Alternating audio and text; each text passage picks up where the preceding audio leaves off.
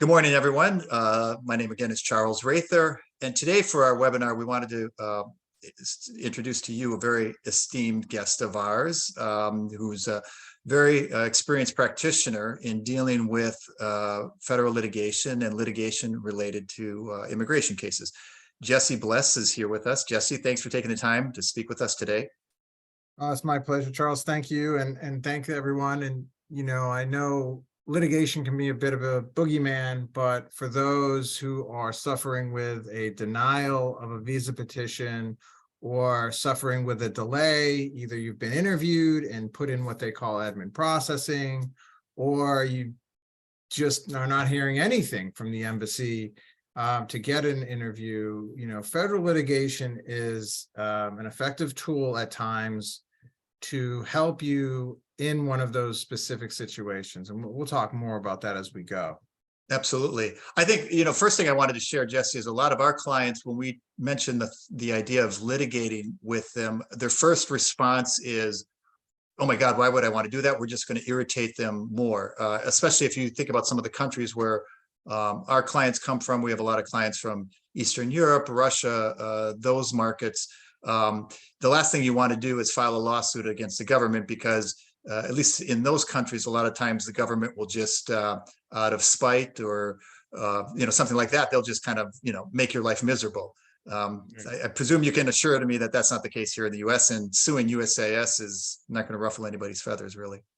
Right. I mean, I think that it's a normal thought. It's a question I get in every case. And every client who hires me is, well, why aren't they going to retaliate against me? Or if not now, later? Or what about my mother or father or my child? Next time they'll get me.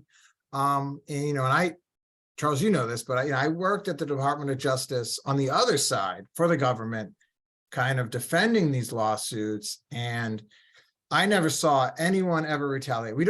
It's not a personal reaction here. It's expected, because we understand that mistakes are made, and and I can just tell you, based on real world data, whether you're a Russian national, a Chinese national, a Brazilian national, if they've made a mistake in your petition, or you're waiting and waiting and waiting, they're not going to retaliate you, because you have a right to file a lawsuit and express how you've been wronged. And a lot of times too, I mean, you have to understand, we have a system, an immigration system in this country that everyone recognizes as broken, and they understand that maybe sometimes your needs have not been met. And so if you're suffering and there's family separation, or you've now lost your job in the United States because you went back and to the consulate or embassy and been denied, or USCIS has denied your petition, there's you might have a United States citizen child. So it's not this type of antagonism or fight that we need to get you back. It's more of, the reaction, honestly, is this in the agency: did we make a mistake? We probably did. Let's look at it. And it's an honest look. Really? You think that's kind of the reaction? Yeah, they do. Yeah. Wow. I always thought that. I mean, listen, I've probably reviewed, I was just saying, I've probably reviewed 1,000 records, maybe more. And every time I got a case, my first thought was, can I defend it? When I was with the government, can I defend it? And there's always something in the file that's not perfect on either side. Right.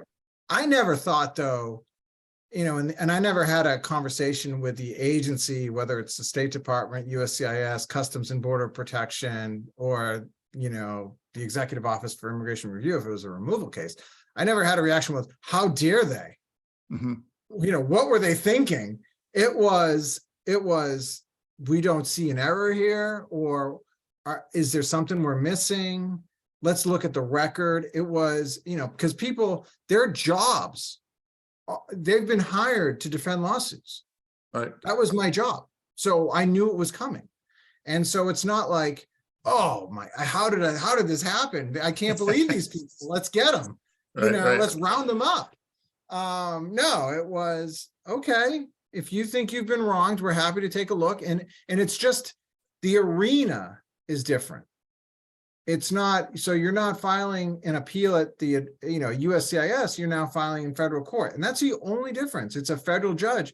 And what's great for the clients is when you take it away from the agency decision makers, you're going to get a federal judge who is likely going to take a more honest look, not with a preconceived notion of what immigration should be. Just look at it, and we can talk about the criteria they look at, but that's really the benefit of going to federal court.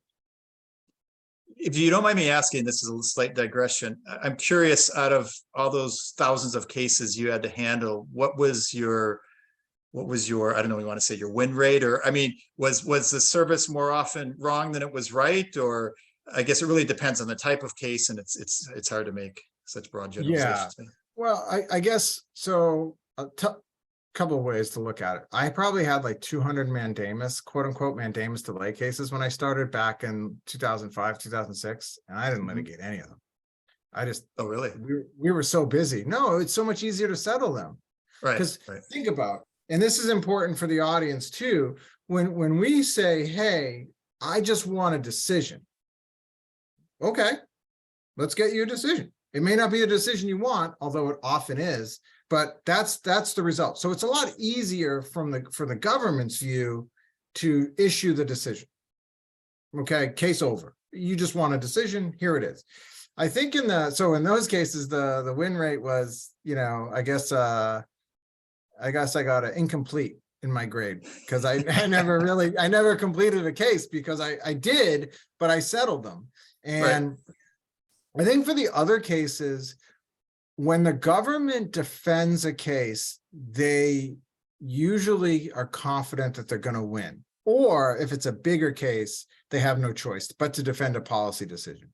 Right.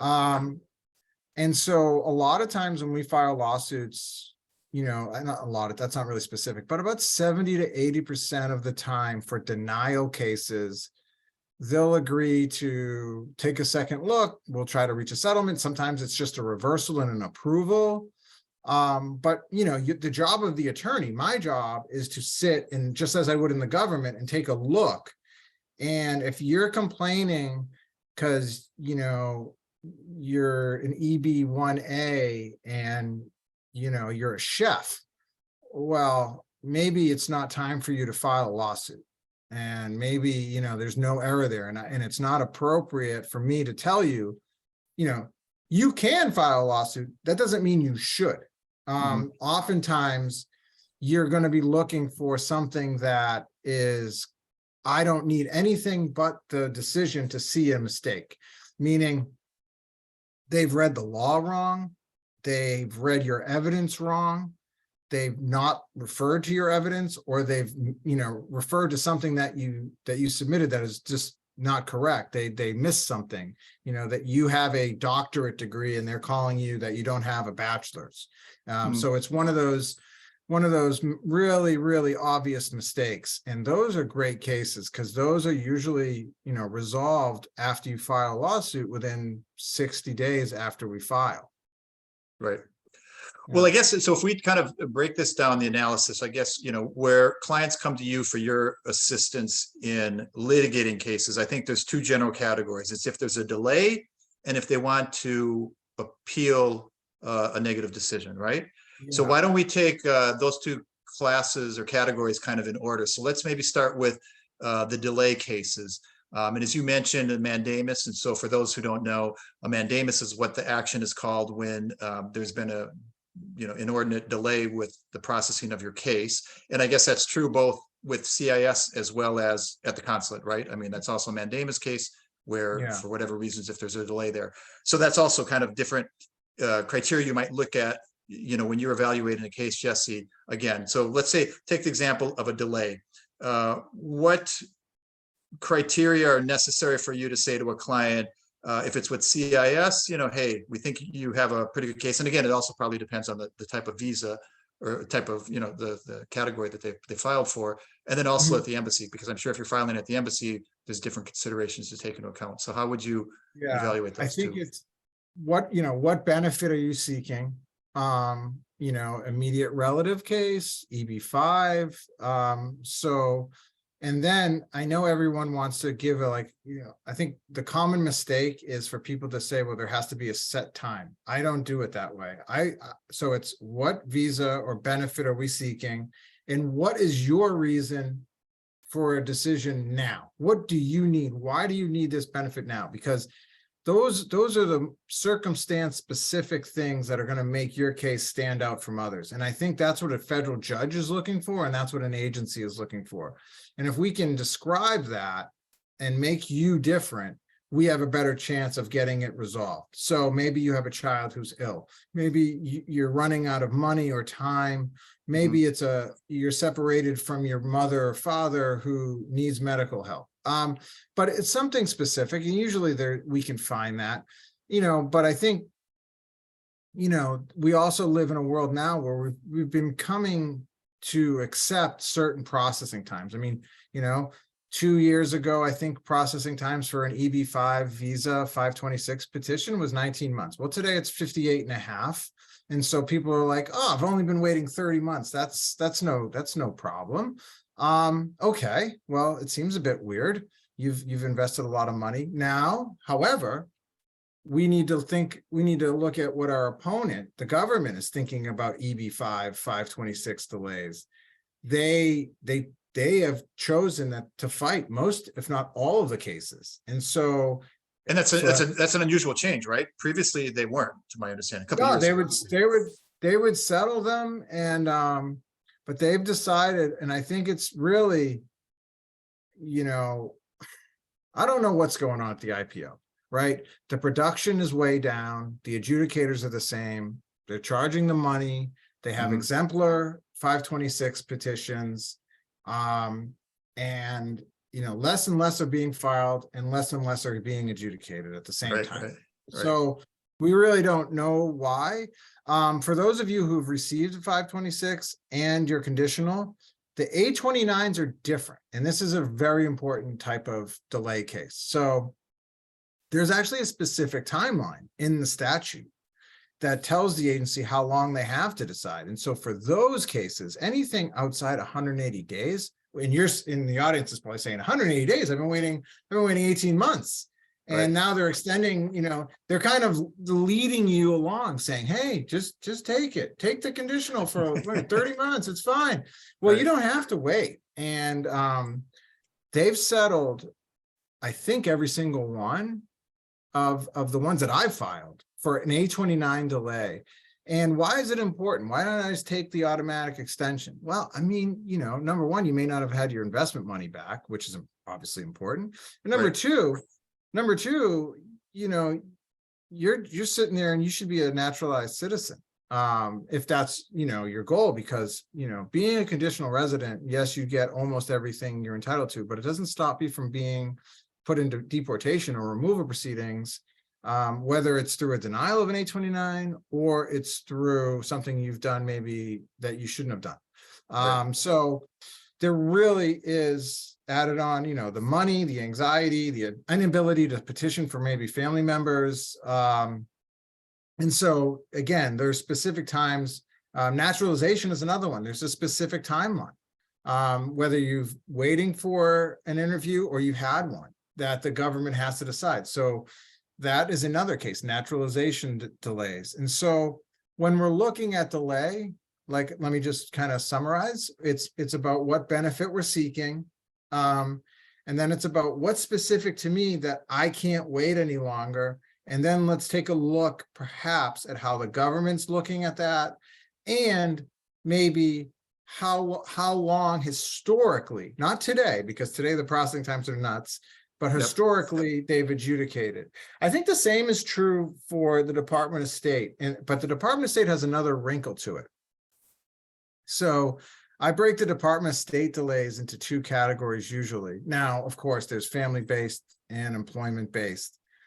But let's assume everybody is current, meaning they have a visa that's available to them. If there are those that are waiting and waiting and waiting for an interview and can't get one, and okay, that's important. We look at the same things. Why do you need an appointment now? how long have you been waiting? And let's look at it. And generally those cases will get you what you want, which is an interview appointment. The second category, which I do more of, and I think is more valid, are those that have had an interview and they are issued what they call a 221G sheet. It's a refusal sheet, and or they've asked for information for 15 years looking back, and you're just waiting and you're not hearing anything, and you've called your congressman or woman and you're just out of luck, and they call it administrative processing. I think sometimes people think they've actually been denied because it says refused. Refused does not mean denied.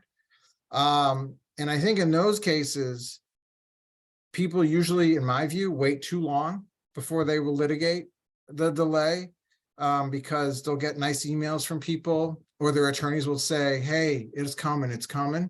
But I've had cases wait 5-6 years before people will contact me. And they have 15 emails from the consulate saying, yeah, we're getting to it. Sure. Right. Yeah. Well, we can all agree probably that 5 or 6 years is extremely long. I can't even imagine the patience people would have for that. But when do you think is 6 months usually already a good time for? I think if you've been interviewed and you've responded to them post-interview and you've responded to them and you're sitting there in administrative processing, yeah, I think at 180 days, if there's I think you can have an eye and perhaps learn more about litigation. Again, if there's something in your file that you're not feel good about, or, they're questioning, maybe, I don't know, anything, maybe we can have a discussion. But if you feel good and if it's I have a case, honestly, husband, wife has been interviewed. It's an immediate relative. There's actually a policy statute. There's a statute that says they need to do those in 30 days. Wow. So 180 days, we're giving them an awful long leash. So it says the same thing for K visas too. So it should be 30 days. For preference categories, they say 60. And so if you've been interviewed and they're not making a final decision, well, I think you have to. I think you have to at least think about it, and I've actually had cases where, I think I've told you the story, where there was an L2 spouse whose husband was, he got stamped and the L2 children were stamped and they came back to New York. Now he's an executive or manager. Right. Well, guess what? The house needed mom to come with them before everything broke, everything broke in the house, because he had the children, but he's working. Right. And we filed 2 weeks after, because they couldn't come up with an explanation for why mom was not stamped. And he just couldn't take it. And we filed, and lo and behold, they didn't fight us. They just issued the L2. And so sometimes, you just wonder why they even do it. I guess it's just maybe oversights. I can't imagine that was intentional, in their case, although it's hard to say. I kind of look at administrative processing sometimes like randomized screening at the airport. It's just your number's called and they flag you. Or, they do it by name too. And I don't know what her name was. Sometimes it's dual nationals. I think I'm speculating, but I've seen it a lot of times that I see a lot of times with people, if they've had their ESTA revoked for whatever reason, like could have been innocent. They used a travel agency and they had a duplicate application, like something like that. If you get ESTA revoked, I've seen, it can lead to some really long waits on a B1, B2. If you've traveled extensively, you get flagged. Do you deal much with denials for B1, B2s? I'm curious, and what's kind of your general advice for that? Or is that just too much in the hands of state? It's hard to. Yeah, so that's a great point. So I've talked a lot about delays at state. What about denials? Well, yeah, there's this doctrine of consular non-reviewability, which basically removes all litigation. You're not calling me on a denial for a visa that's issued by the Department of State. I cannot challenge those in almost all instances because courts have said consular non-reviewability, meaning courts cannot review consular decisions to deny. So, unless you are an immediate relative, family member, and they've issued a decision that is obvious on its face that it's wrong, and we just can't do anything about it. Can't challenge it, can't do much about it. So yeah, so visa denials from abroad are generally not reviewable, which is unfortunate because the Department of State knows that. Right. And they do happen to issue, you see it all the time with 214B, right? Of course. Someone has a B1, B2 for 20 years, and then they get a 24. It's like, what do you mean I'm not coming back? Like, I think at that point, there's certain administrative tricks that Charles plays and knows. The other thing I'll say is people go abroad and they get an ineligibility finding, a 212A6CI. If you don't know that there's waivers available for that, non-immigrant waivers, that's normally achievable, so that you can re-enter the United States. You want to be aware of that, but that's not something that a federal court's going to do for you. That's something that you need to do with, an attorney, who knows how to do that. But it's not fun. Gotcha. What about cases, I suppose so that's kind of denials in the context of consular denials. If, say, clients are here in the US, they've got a denial from USCIS, could be an EB-5, stuff like that. How do you approach that? And again, is it kind of case by case, looking at the facts? So, a lot of times, people will say, oh, I got a denial, that's it, it's done. And I think federal litigation, if you don't feel, I think you should always have your case looked at. If have a consultation, pay for it. If you feel like, hey, this is like, if it's a green card denial or if it's a non-immigrant visa denial issued by USCIS and the employer wants to challenge, I think you have to. If it's your job on the line or your family, on the line, it's an I-130 family-based petition or an I-140, you can do it. I just had a case with an EB-1A denial where the person is a world famous painter. I mean, like unbelievable. And he came to me, didn't want to litigate. And he's public figure. He's like, I don't want to be doing this. Why would he come to you if he didn't want to litigate? He wanted what, refile again? Well, because he had no choice. Uh-huh. He had no choice. He's actually in a country that's not exactly happy about artists, or he doesn't treat artists that say doesn't view his art the way the public does in other countries. And so, and he wanted to obviously, this is still the land of the greatest opportunity, and he wanted to come here and felt he should have an EB-1A, and he met, I think, 2. He should have met 8, I think, of the criteria, but he met like 2. And we filed a lawsuit, and they immediately came to us and said, hey, we're gonna take a look. Sorry about this. Now that's for an immigrant visa denial. For a non-immigrant visa denial, same type of thing. I just had an O1B musician who had an O1 before, and then this time she came and applied for an extension, and they said, no, we made a mistake last time. Now, what am I looking for? Here's what they said. They didn't say anything about their reason why they changed their mind. And so that's specific, because what we're looking for is arbitrary, capricious, and unlawful decisions or determinations. And it's and part of that means you have to actually consider the evidence and explain your reasoning. And the agency didn't do that. They just said, oh, last time we were wrong, this time we're right. Now, this is a person who's on world tours and, Tonight Show and going on, she's extraordinary. And we filed and they quickly reversed. And so had she not, she was planning to do 2 things. She said, well, I'll just do a P1, which I guess are for more general artistry, or I'll just do a different visa, or I'll just not tour in the United States.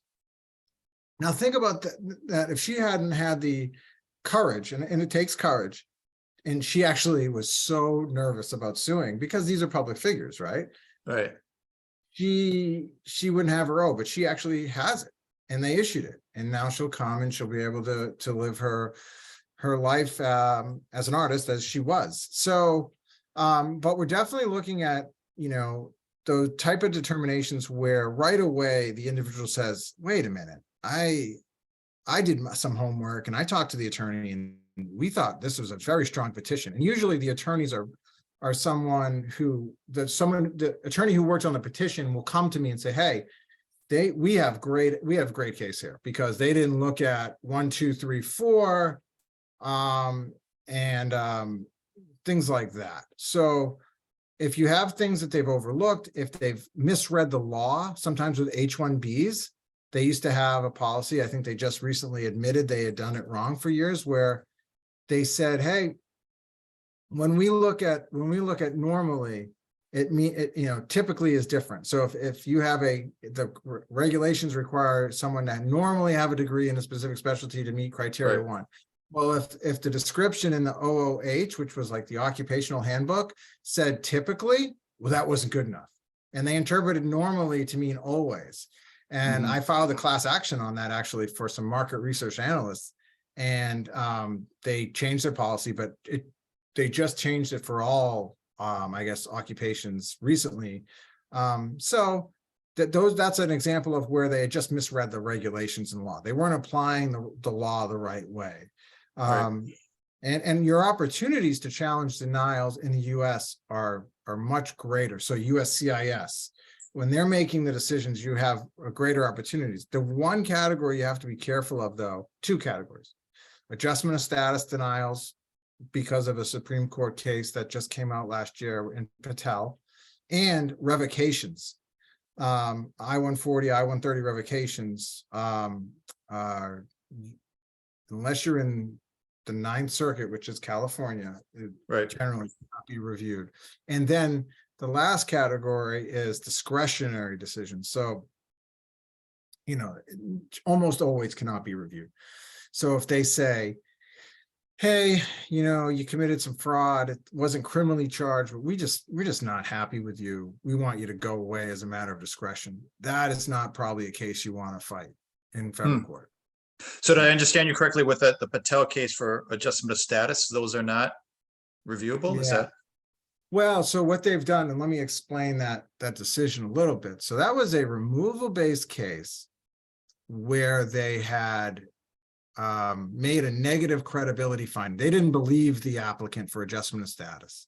Right. And they said, the immigration judge, this is removal, we said, we're not going to review your adjustment of status. And the question on appeal was, in making a determination for adjustment of status, could a federal court look at the facts underlying the adjustment of status? And the court said no. And then they went on to say things that were not at issue, meaning they said, we actually don't think you can review any adjustment of status cases unless there's a question of law or constitutional claim. But in removal, they actually, and then they kind of said, and if you're non-removal, we don't think you can review any of those adjustment of status denials. Now, the law on that is still being developed in cases, but I had 2 cases so far, and both times the government filed motions to dismiss on an adjustment of status denial. And in both cases, the agency had made a legal mistake. One was an L2 who had worked, but not for longer than 180 days, as they alleged. Right. And one they found the applicant to be a public charge, but they didn't do the sponsor's information correctly. Right. And honestly, one case was dismissed. In one case, we actually settled after we kind of begged and said, hey, help this family. She's not a public charge. You just actually misread the person's taxes. Right. And that's an instance where suing actually, without getting a win, was actually what it did was it allowed us to communicate directly with someone who would take a look at the case. And that's sometimes the best you can get through litigation, is a direct line to someone. Because when you sue someone, having that ability to actually communicate what you think the problem is and how we can solve it is the benefit. Absolutely. Well, they say if we summarize in kind of what we've gone over in the last half hour, I think the big points are it's not one size fits all, right? I mean, when you're evaluating cases, you have to look at all the factors and circumstances. I think clients a lot of times think it's just kind of a timing thing. You know, how long have I been waiting? If I've crossed that threshold, we should be good to go. And I think what you tried to convey is it's not that easy or simple in a lot of cases. And sometimes that threshold is maybe smaller than what they otherwise would think, you know, if there's other mitigating factors. The other thing is, and if I heard you right, this was a question I was going to ask, that, and this is something we've generally told clients, that if they're in the US, their chances are better because litigating with CIS is just easier for a number of reasons, right? You don't have that doctrine of non-reviewability at the consulate and some other things. And so if the clients can get here, it's always generally to their benefit. Is that fair to say? For sure. Yeah. Yeah. And so, yeah, in conclusion, what I would say is, again, the best thing is I guess, you know, set up a consultation with somebody, experienced attorney that can evaluate your case and look at all these circumstances and then make a reasoned, you know, decision as to whether it's worth going forward or not. And, you know, you go from there. But, you know, and from the feeling I get from your work too, I mean, you guys don't take on any case that comes across your desk that if you don't feel you have a good chance of succeeding, you're not going to, you know. Yeah, I mean, I think too, you know, be your own best advocate before you get to court. I mean, ask for people's referrals. Ask them if they've ever litigated your type of case before. You know, get a second opinion. It's really before you make an investment in a court case, invest in the help that you bring on. Invest in your own case. I think it will help increase your chances of having a successful result because, you know, again, I see a lot of bad decisions out there that don't go challenged. And I see a lot of good decisions issued by the agency that do get challenged. And, you know, right. We need to do the work before we get to federal court, because once we're there, it's tough to recreate the case. So Absolutely. Well, if anybody's got questions, then feel free to reach out to us. Please reach out to us, contact us. We can set up a consultation or organize a consult with Jesse. If you think you've got a case where we could be of assistance, be more than happy to make that introduction to Jesse and have him evaluate your case, whether you're at the consulate, stuck there with delays or denial, or here in the US and having issues with CIS or other agencies here. Again, thanks, Jesse, for your time. Hope to see you soon enough. absolutely. Thank you. All right. Thanks, my friend. All right.